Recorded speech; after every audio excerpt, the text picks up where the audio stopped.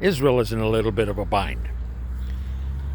They have been led by Joshua into the promised land, and they're like all happy, like, yay, we're here.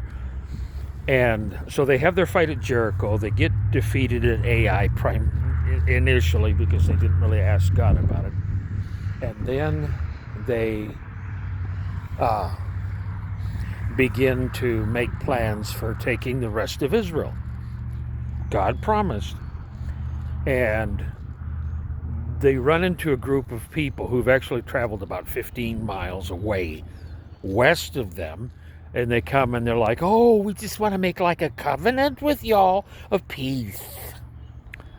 Well, the interesting thing is that they didn't really ask God about this. They just kind of struck out on their own. Hey, we've got these 7 nations. They're heck of a lot bigger than we are, a heck of a lot stronger than we are. We just ain't got this done. So what do? Do they investigate? Oh, yeah, they did. They went and they looked at their provisions. Well, they were made old on purpose.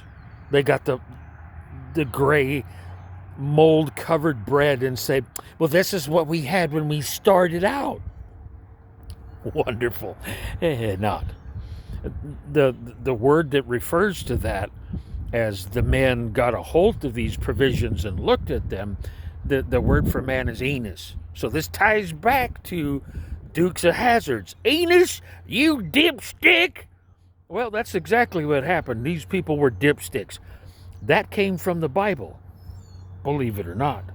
So anyways, in Joshua chapter 9, they make a covenant with these people that are 15 miles away, who are saying, oh, come to our rescue, just, help us and everything. That was going to make a difference in Israel's future that would affect them for hundreds of years to come, because they made a covenant with somebody they shouldn't have made a covenant with.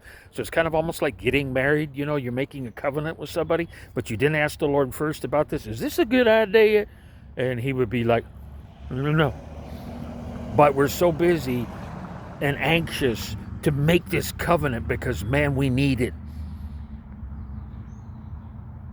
No, you don't. I promise you, Enos, you dipstick.